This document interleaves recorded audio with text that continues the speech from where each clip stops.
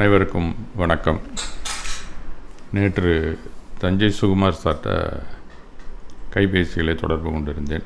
வழக்கமான ஒரு கர்டிசி கால் தான் அது. வேறு பல செய்திகளை உரையாடி கொண்டிருக்கும்போது ஆன்மாவை பற்றிய வினாவை அவர் எழுப்பியிருந்ததை குழுவிலை பார்த்திருந்தேன். அதை பற்றி என்னிடமும் வினவிய போது எனக்கு தெரிந்த சில தகவல்களை அவருக்கு அளித்து கொண்டிருந்தேன். அதை பலருக்கும் தெரியப்படுத்துங்களேன் என்றார். அதனால் இந்த ஒளிபரப்பை உங்கள் முன்வைக்கிறேன்.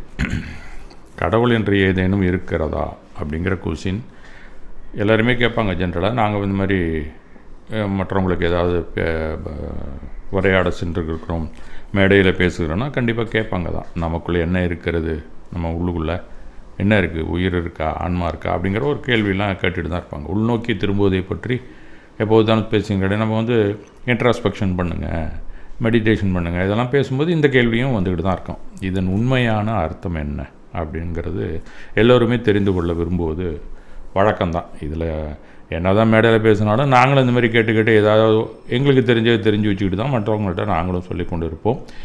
எல்லாமே என்னை பொறுத்த வரைக்கும் முழுக்க என்ன அனுபவத்திலும் வராத விஷயங்கள் தான். ஒரு நம்பிக்கையில் தான் அதில் பயணம் செய்ய வேண்டியிருக்கிறது. இது போன்ற வினாக்கள் எப்போதுமே எல்லா காலத்திலுமே கேட்டுக்கொண்டு தான் இருந்திருக்கிறார்கள். இது ஆன்மீக பேச்சாளர்கள் சந்திக்க வேண்டிய வினா தான். அடிக்கடி இதை தொடுத்து கொண்டு தான் இருப்பார்கள் என்பது தான் நிதர்சனம். சரி, இப்போ கடவுள் ஆன்மா இரண்டும் தான் உலகில் வாழும் பெரும்பாலான மானுடருக்கான நம்பிக்கை நட்சத்திரம் அப்படிங்கிறது தான் எல்லாருக்குமே தெரியும். இதை ஏற்காதவர்கள் அப்படின்னு பார்த்தா மிக சிலராகத்தான் இருக்கும் உலக அளவில். இங்கே கடவுள் நம்பிக்கை இல்லை, ஆன்மானா என்ன, ரெண்டுமே கிடையாதுப்பா, எனக்கு நான் ஏதோ நடந்துக்கிட்டு இருக்கேன் என் வாழ்க்கையில், நல்லது செய்யணும், நல்லது செய்ய. சில பேருக்கு தீமை செய்யக்கூடியவர்களாகவும் இருப்பார்கள். நன்மை செய்து விட்டால் அவர்களுக்கு கடவுளும் ஆன்மா இந்த கான்செப்ட் கருதுகோள தேவையில்லை. இல்லாத போது தான் இதை எல்லாருக்குமே சொல்ல வேண்டிய கட்டாய சூழல் ஒரு காலத்தில் ஏற்பட்டிருக்கலாம் அப்படிங்கிறதும் உண்மை தான். கடவுள் நம்பிக்கையும் ஆன்ம நம்பிக்கையும் பலரையும் வழிநடத்துகிறது அப்படிங்கிறது தான் நடைமுறை வாழ்க்கை. ஆக இரண்டு சமூகம்தான் உலகில் தொடர்ந்து வாழ்ந்து கொண்டிருக்கிறது என்பதையும் நாம் தெரிந்து கொள்ள வேண்டும். வெவ்வேறு பெயரில் இருந்தால் கூட முதலில் நாம் கடவுளை முடிச்சிடுவோம். இல்லையெனில் அவர் மீண்டும் நம்ம பேசும்போது குறுக்கிடுவார். அதனால் கடவுள் என்பது வெறும் ஈகோவின் ஒரு கணிப்பு, ஒரு ப்ரொஜெக்ஷன் தான் அப்படிங்கிறத நம்ம தெரிஞ்சுக்கணும். ஈகோனா அகந்தை தான், ஆக்சுவலாக ஈகோ தான் அது. ஏன்னா அது ஒரு ஆளுமையாக நம்ம வச்சுருக்கிறோம். நமக்கு வெளியில் இருக்கக்கூடிய ஒரு ஆளுமை தான் அது. மனதுக்குள் உருவான ஒரு ரேம் அப்படின்னு சொல்லலாம். ஆளுமை அப்படிங்கிறது மனிதனுக்குள்ளே உருவான ஒரு ரேம் தான் அது. கம்ப்யூட்டரில் அடிக்கடி வர்ற கேள்விகளுக்கு உடனடியாக பதிலளிக்க என்ன சிக்னல் வருதோ அதுக்கெல்லாம் பதில் சொல்லிக்கிட்டே இருக்கிறதுக்காக ஒரு ஏரியா இருக்கும். அதில் உடனடியாக பதிலளிக்கக்கூடியதாக அதுக்கான ஒரு கட்டளை வாக்கியத்தை எழுதி வைத்திருப்பார்கள். அதுதான் ரேம் அப்படின்னு சொல்கிறது. அது ஒரு மெமரி தான், ரேண்டம் ஆக்சஸ், ஒரு நினைவகம் தான் மெமரி அப்படின்னு தான் சொல்லுவாங்க. அது பதிலளித்து கொண்டு தகவலை வழங்கி கொண்டிருக்கும். அதுபோல் நாம் உள்வாங்கும் சமிக்கை, குறிப்புகள், அறிவிப்பு தகவல்களுக்கு உடனடியாக பதிலளிக்க வேண்டிய அந்த கம்ப்யூட்டர் ரேம் போல் ஒரு பகுதி நம்மிடையே இருக்கிறது. அது ஆளுமை அப்படின்னு நம்ம சொல்லணும். அது ஈகோவாக செயல்படுகிறது. சிறு வயதிலேயே இந்த பதிவோ இல்லை பதிலடியோ அடிக்கும் வகையிலே ஒரு உருவாக்கம் நம்மிடையே இருக்கிறது என்ற உண்மையை நாம் தெரிந்து கொள்ள வேண்டும். இது அறிவியலாரும் ஏற்றுக்கொள்ளப்பட்ட ஒரு உண்மைதான். அதுதான் நம் உடலுக்கான பர்சனாலிட்டியாக எல்லோரும் கூறுவார்கள். அதை வச்சு தான் நாம் என்ன பர்சனாலிட்டி, இவன் என்ன கேரக்டர் அப்படிங்கிறது நிர்ணயம் செய்வார்கள் மற்றவர்கள். உள்ளே இருக்கக்கூடிய ஈகோ தான் நம்ம பர்சனாலிட்டியாக வெளியே தோற்றமளித்து கொண்டிருக்கிறது என்ற உண்மையையும் நாம் தெரிந்து கொள்ள வேண்டும். இது எல்லாருக்குமே தெரிந்த ஒரு விஷயந்தான்.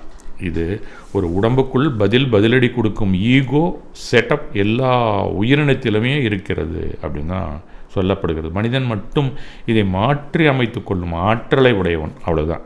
அதற்காக அறிவாற்றல் இவனிடம் இருக்கிறது என்ற உண்மையையும் நாம் தெரிந்து கொள்ள வேண்டும். அதனால் பழைய கோடிங்ஸை மாற்றி புதிய கோடிங்ஸே நாம் எழுதி கொள்ள இயலும். நம்மளுடைய ஆளுமைக்குள்ளே டோட்டலாக அதை தகர்த்துக்கிட்டு புதுசாக கூட நீங்கள் எழுதணும் அப்படின்னு முடிவு பண்ணால் கொஞ்சமாக நீங்கள் செதுக்கி எடுத்துக்கிட்டே புதுசாக ஆட் பண்ணிகிட்டே வரலாம். இல்லை செதுக்கி மட்டும் விட்டுடலாம். அந்த நமக்கு பர்சனாலிட்டியாக இருக்கக்கூடிய ஈகோ அப்படிங்கிற ஒரு தனியான ஒரு அமைப்பை. இது போன்ற பல மனித சமூகத்தினால் உருவான ஒரு பொதுவான ஈகோ தான் கடவுள் என்பதும் இந்த ஈகோவை ஒரு காலத்தில் மனிதன்தான் படைத்திருக்க வேண்டும் என்பதே பல உன்னதமான ஞானியரின் கூற்று இன்றும் நிலவி கொண்டுதான் இருக்கிறது. அதுவும் நம்பகத்தன்மை வாய்ந்ததே. அதனால் கடவுளின் ஈகோ அப்படிங்கிறது உருவாக்கம் பெற்றது. கடவுளுங்கிறதே ஒரு ஈகோ தான். அதனால் எல்லா ஈகோவுமே பொய்யானது மற்றும் உண்மையான சுயத்துக்கு மாறானது என்பதால் கடவுள் என்பதும் முழு உலகத்தின் ஈகோவாக இருக்கிறார் அப்படின்னு தான் சொல்லலாம். ஒரு மாற்று சுயம்தான் அது.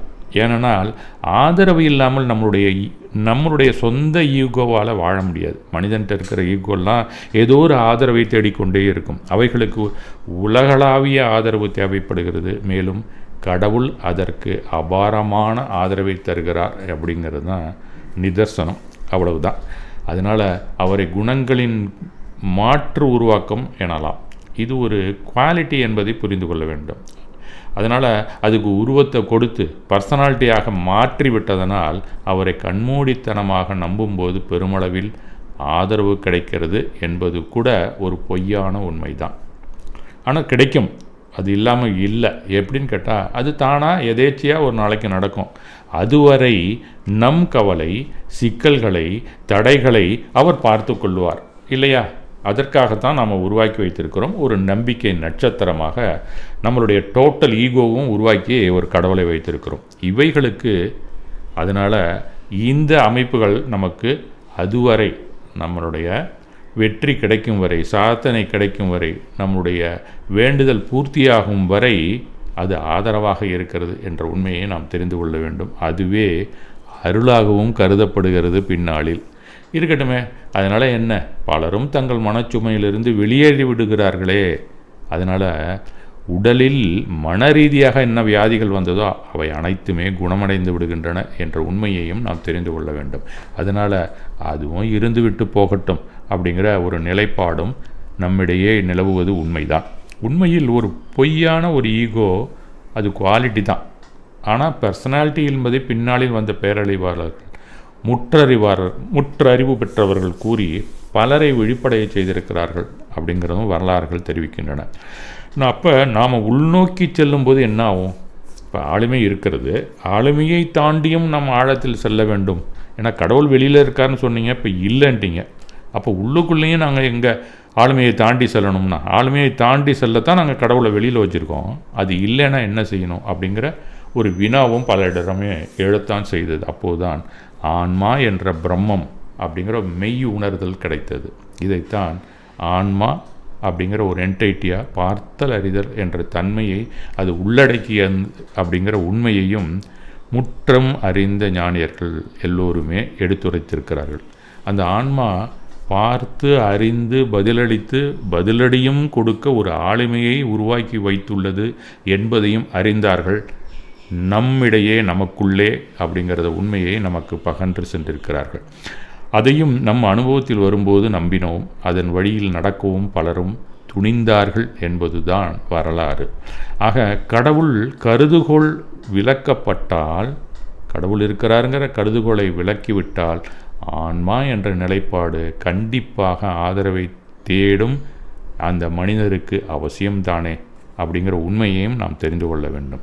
அவர்கள் ஆன்மா என்ற குணக்குன்றை, ஒரு குவாலிட்டியான ஒரு டோட்டல் அசட்டை நாம் நம்பி அதன் வழியில் நடக்கும்போது நம் ஆளுமையில் மாற்றம் ஏற்படவே செய்கிறது.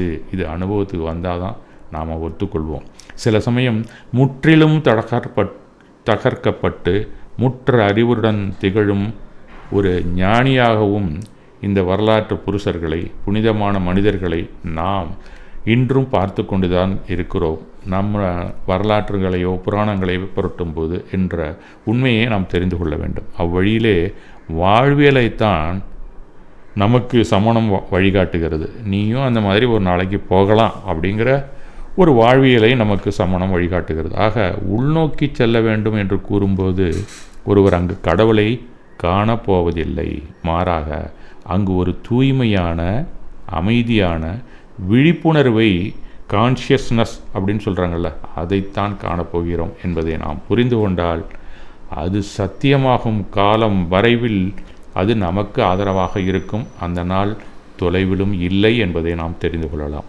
மேலும் அதே விழிப்புணர்வு தான் அனைத்திலும் பரவி இருக்கிறது என்பதை நீங்கள் உடனடியாக உணர்வீர்கள். அதாவது நம்மை சுற்றி உள்ள அனைத்து உயிரினங்களுக்குள்ளும் அதே பிரம்மம் என்ற மெய்ப்பொருள் தான் உள்ளது என்பதை நாம் உணர்வோம். அப்போதுதான் அந்த ஆன்மா என்ற மெய்ப்பொருளை தெய்வத்தன்மை அப்படின்னு சொல்லலாம், காட்லினஸ் அப்படின்னு தான் சொல்லலாம். இந்த காட்லினஸ் தான் வெளியில் இருக்கிற ஈகோவுமே அந்த கடவுள்னு சொல்கிறதும், அதை தெய்வீகம் அப்படின்னு தான் சொல்லணும். ஆனால் தெய்வமாக மாற்றிவிட்டோம் அப்படிங்கிறது தான் அது நாளாவட்டத்தில் அது மாதிரி ஏற்பட்டிருக்கிறது என்று சொல்லலாம். அதனால் நாம் அந்த தெய்வீகம் அப்படிங்கிற நாம் சொல்லக்கூடிய அதைத்தான் நாம் கடவுள் இல்லை அப்படின்னு நாம் சொல்லலாம். ஆனால் அந்த கடவுள் தன்மை என்பது கண்டிப்பாக நம்மிடையும் இருக்கிறது, வெளியிலும் இருக்க சாத்தியம் உள்ளது என்ற நம்பிக்கையில் தான் நாம் வாழ வேண்டும். ஏனெனில் இதுவும் ஆன்மாவும் ஒரு குணம்தான். இப்போ நம்ம ஆன்மாவும் ஒரு குணம்தான் வைத்துக்கொண்டிருக்கிறது.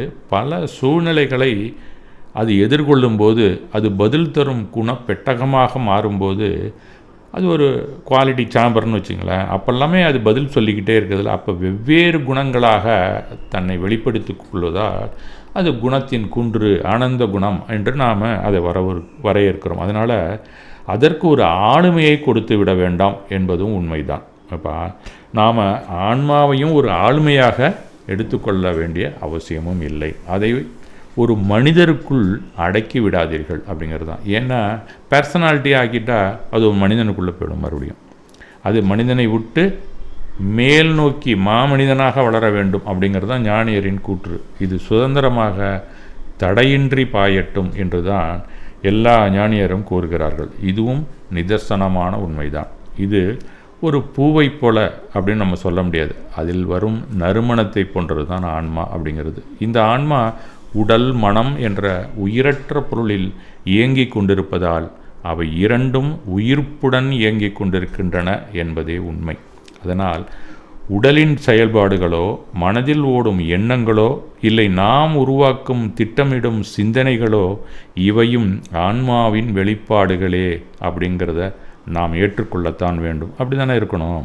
அதனால் துன்பமளிக்கும் சிந்தனையோ இன்பம் தரும் சிந்தனையோ இரண்டுமே ஆன்மனின் பார்த்தல் அறிதலால் வெளிப்படுபவை என்ற உண்மையை நாம் புரிந்து கொள்ள வேண்டும். தீய சிந்தனையிலிருந்து விலகி நற்சிந்தனைகளுக்கு செல்லும்போதுதான் உடல் மனதிற்கு நல்ல ஆரோக்கியமும் நிம்மதியும் நிறைவாக கிடைக்கிறது என்பதை வாழ்ந்து அந்த விழிப்புணர்வை பெற்றவர்கள் கூறிய பேருண்மைகளாகும். இதில் நம்பிக்கை வைப்பதே நல்ல நம்பிக்கை எனலாம். அவ்வழி சென்றால் நமக்கு சமநிலை உணர்வு வெளிப்படும் என்பது கண்டிப்பாக நாம் தெரிந்து கொள்ளலாம். அப்போது எதிர்ப்படும் எல்லா உயிரினத்திற்குள்ளும் ஆன்மா உள்ளது என்ற உண்மை நமக்குள் தென்படும் என்பதும் சத்தியம்தான். இந்த அறிவார்ந்த ஆன்மாதானே பார்த்தல் அறிதலை செய்வதால் அதனால் தன்னை தரிசனம் செய்வது என்பது இயலாத காரியம்தான்.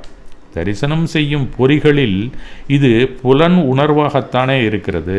அதே சமயம் இப்போ கண்ணில் இருந்துச்சுன்னா கண்ணில் புலன் உணர்வாகத்தான் இருக்குது. அது எப்படி தன்னை தானே பார்த்து கொள்ள முடியும்?